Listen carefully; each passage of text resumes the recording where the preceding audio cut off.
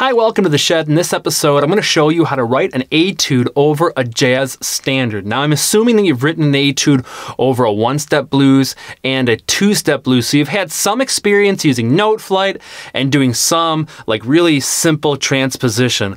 But in a jazz standard, not all of them are the same, and you need to be able to identify and classify 2/5s, and then you need to be able to write your own lick. So let's start by identifying and classifying 2/5s. We're going to use Autumn Leaves as an example, and this is just the first 8 bars. So we're looking for roots that are a fourth away. And here's our circle of fourths. And then we're looking for chord qualities that change. So if the chord qualities go from minor 7 to dominant 7 to major 7, then it's a major 2/5-1. Now if the chord qualities go from minor 7 flat 5 to dominant 7 flat 9 to minor 7, then it's a minor 2/5-1. So let's start analyzing this thing. All right, we have A minor 7, D7, G major 7. Those are a fourth away. So we have A, D, and G. They're a fourth away. The chord qualities are minor 7, dominant 7, major 7. So this right here is a major 2/5-1 in G. Sometimes you won't have this one chord. Sometimes you'll just have minor 7 to dominant 7. What would you do there? Remember that they're all a fourth away. So if you only have 2 and 5, to get to the 1, all you have to do is go up another fourth. So if you just have A minor 7 to D7, just go up another fourth and you figure out what the 1 is. So if you're stranded, if you just have a 2/5, you don't know what the 1 is, that's how to do it. You just go up 1/4. All right, we're going to skip this chord right now because it's not part of a 2/5-1 progression. You don't have 2/5-1-1. This is actually the 4 chord in the key of G. Let's start over here. So we have a minor 7 flat 5. This is a red flag. Whenever I see a minor 7 flat 5 chord, it is like screaming, this is a 2 chord. Normally it never happens as a 7 chord in major, even though that is diatonically correct. It could also be a 6 or a 7 chord in melodic minor, but it's most often a 2 chord for a minor 2/5. So let's check it. So we have minor 7 flat 5. We have F sharp, which is also enharmonically equivalent to G flat. Then we have B7. This is also flat 9. And then we have E minor 7. This chord actually lasts for 2 bars. So let's look at the roots. So we had G flat to B to E, so they are a fourth away. The qualities are minor 7 flat 5, dominant 7 flat 9 to minor 7. See, I told you, this is a red flag. This is a minor 2/5 in E. Now that we've figured out where our 2/5s are, we have to deal with this thing. What do we do here? So I told you before, it's just the 4 chord in the key of G. We're gonna have to write our own lick. So you have to use everything we know about C major 7, and that's gonna help us. We're also gonna use our ear. Okay, so now that we have this all figured out, we are going to look at Noteflight, and we're going to write a sample etude. So here is 8 bars. I have that second measure of E minor 7 here. And we have a 2/5-1 in G major, a 2/5-1 in E minor, and then we have this wacko 4 chord here that we're going to have to write something for. So let's get some language. I'm at the Shed. I'm going to the language section of jazz down here, and I'm going to click on major 2/5s. And then we want 2/5-1s. Remember, I said that sometimes you don't have that 1, and all you have to do is go up a fourth from the 5 chord, and that's going to help you. Everything here is in the key of C, so we are going to have to transpose.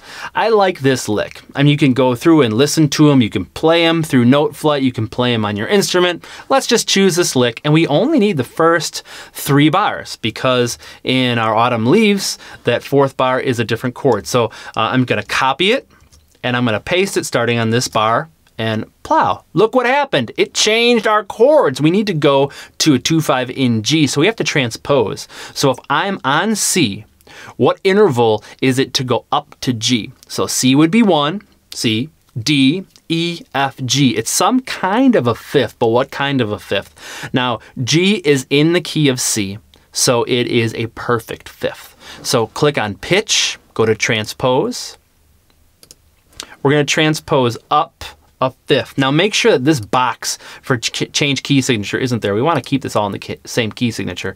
And we're going to go up a perfect 5th. All right, there we go.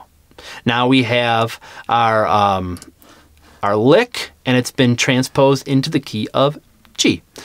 Now let's look at our minor 2-5. So we have our minor 2-5 here. So we got to go to find some minor 2-5 material back in the shed. So we have minor 2-5 licks. Click on that. And I'm going to right click on this one. I'm going to open it up in a new tab. Minor 2-5. This does have a 1. And I'm going to pick just this lick right here. And I'm going to make sure that I don't highlight.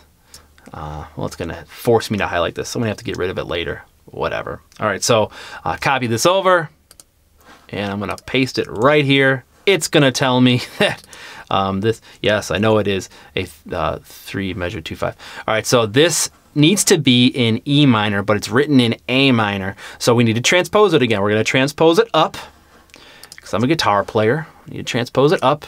So go to pitch, transpose, but what interval are we going to transpose it up to? We need to get to E, we're on A. So A, B, C, D, E. It's some kind of a fifth. What kind of a fifth is it? E is in the key of A major, so it's a perfect fifth. Now if it was E flat, it would be a diminished fifth. If it was E sharp, it would be an augmented fifth. Yay. Okay, so we have some stuff here, and let's listen to it, because this is music that we need to hear, and that's going to help us figure out what to write for like this measure.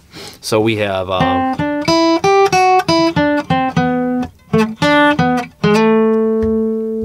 then we have that 4 chord, 2, 3, 4, 1.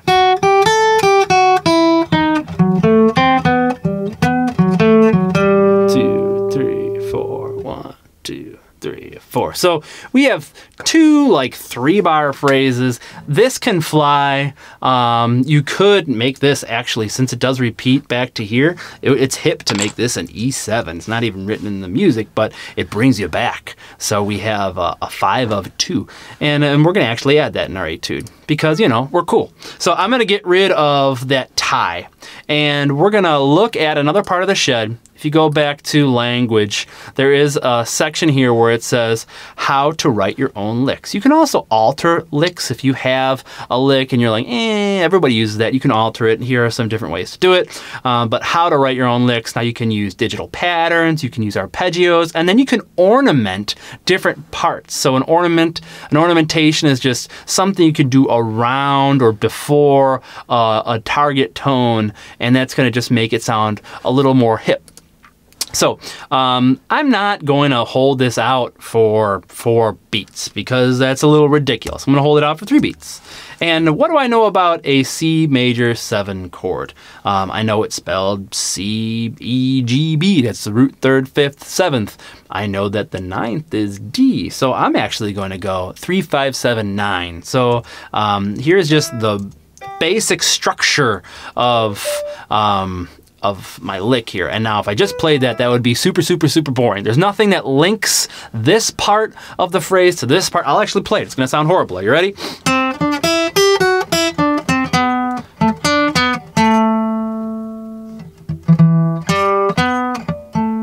Actually, it doesn't sound that bad. Sorry, it's hard to hold my guitar like this. It doesn't sound that bad, but I can connect it. And I'm going to do that by putting in an enclosure here. And it's going to lead into this 3rd. And I'm going to do 8th notes because jazz is mostly 8th notes. So I'm going to do an F sharp here and a D. So an enclosure either starts from above, goes below, or starts below and then goes above our target note. So here's my target note. And I had this cool rhythm here. I had 8th, quarter, 8th. And one of the things our brain likes to hear is repetition, and that's going to help you latch on to this idea. So I'm actually going to take that same rhythm and I am going to ba, ba, ba, ba. Let's tie this over. And then I'll make this a rest. So now let's play it. Hopefully I'll be able to play it.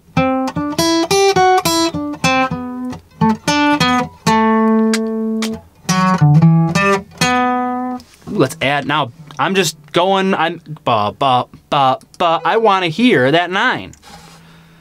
So I'm going to put it there. Ba, ba, ba, ba, and it's all syncopated. And what I'm using is I'm starting to get the sound of it in my ear, and that is going to you know, propel you to the next step where you're listening to music and you're figuring out what you like and what's going on. So now let's play that together.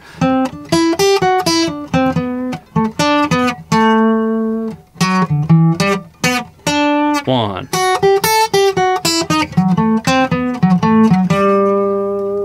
And we have a E7 here. We had E minor 7 to E7. Now, what is the one difference between E minor 7 and E7? It is a G sharp. So I want to go to a G sharp here, and that's going to lead me back to an A minor 7 in the next bar. I want to do a bebop, and it's just a rhythm. So I'm going from the root, or from the third down to the root, and now I'm just totally going by ear. I'm flying blind. I'm just thinking about the theory, and I'm thinking about the sound that I have in my head. You don't have to do that. If you don't have that skill, then you can use all these different things to help you, and then eventually it'll guide your ear. So ba-da, ba-da-da-da, ba-da, 2, 3, and then let's do the same thing. And then we're like, oh, snap, it changed quality. And then we're outlining the different quality change. And the only note that's different is G sharp. So now let's play just that minor-y part. Gosh. 2, 3. And then I'm out. All right. So the whole 8 bars.